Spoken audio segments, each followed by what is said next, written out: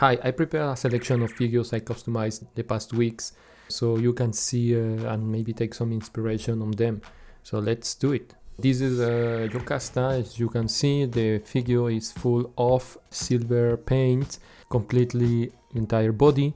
And something I didn't like from the original version was these different tones of bland gray. So I really like the new paint job. So the second one is Silver Samurai with same similar treatment, but I've used two different shades of gray.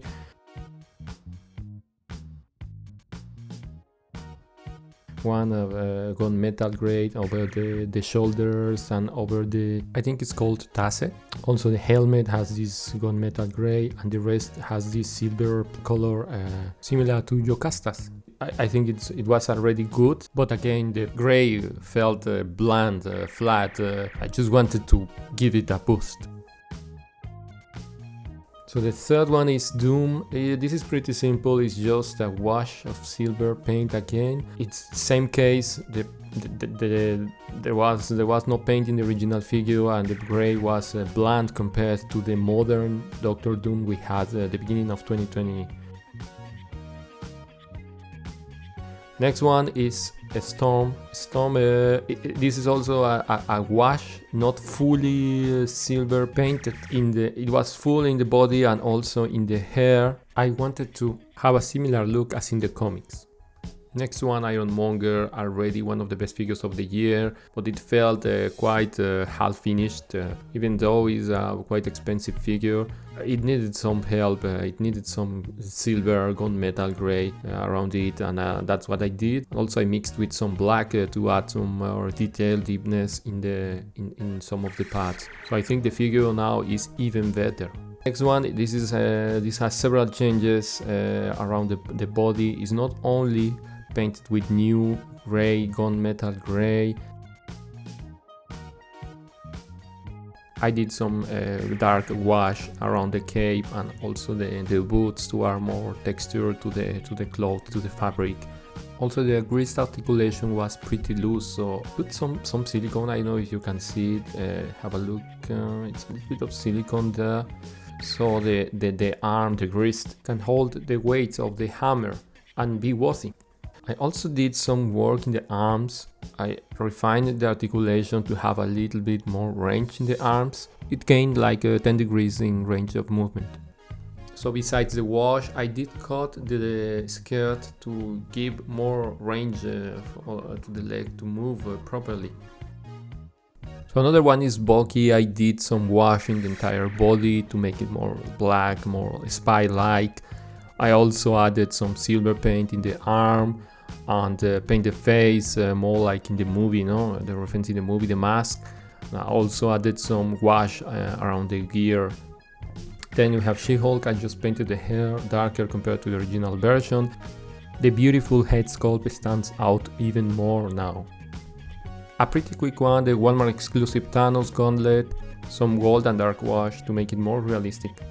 Now Rescue. I modified the articulation in the wrist. It was limed and blocked by that piece, so I cut it, not the entire thing but half of it, to allow the piece, the hands to move freely. I also did some. I drilled the center of the hand to have this to allow these effects to be inserted.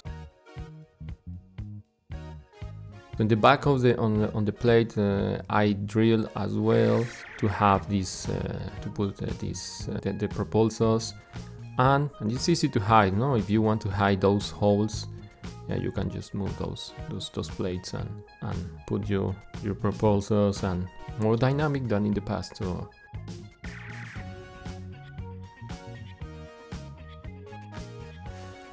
Then Spider-Man was. It was so necessary to do this upgrade. So I used the retro Spidey hands and I cut 1/3 of the peg to allow it to get into that peg hole. And now he can do the crawling poses, which is an essential for Spider-Man. Then the Omega Sentinel, it was very easy, just two holes in the weapons, and maybe I do a bigger one to insert this effect that came from Nimrod. Yeah, Punisher. Punisher, I only did one simple change, which was to drill the head, to have more space to put it more down. As you can see in the picture, the head sits very high in the neck. So now it looks more anatomically right to body proportions. So Doctor Doom, pretty simple. I just took parts from M'Baku from the MCU, the Bat figure, and used it for Doom. And in my collection it helps to differentiate modern and classic Doom. Spidey, yeah, I took the retro Spidey and I took the arms from the six-armed Spider-Man, which is an awful figure. So I just dremeled some parts in there is a tutorial on the internet, you can do this, but as you can see, I think it's a good result, and it's not very complicated, and the result is pretty nice. And I put the Iron Fist hands as well. Then this is pretty simple, it's just effects on a wire with silicone, and I wanted to have this effect of a dynamic effect of shooting the beams like a War Machine has, no? So I think it's pretty interesting. And last but not least, this big boy, this has two main changes. So one was these plate pieces that hinder the articulation. I removed it, it was quite difficult, but at the end the result was quite good.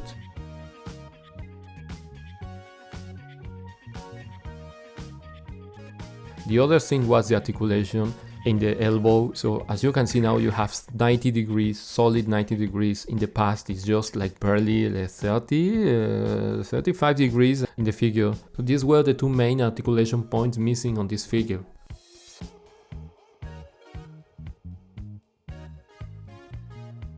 So that's it. What do you think on the changes I did on the figures? Do you think this is a change for better? Do you think I should do adjustments, or maybe other figures you want to see changes on? And yeah, let me know in the comments below, and thanks for watching.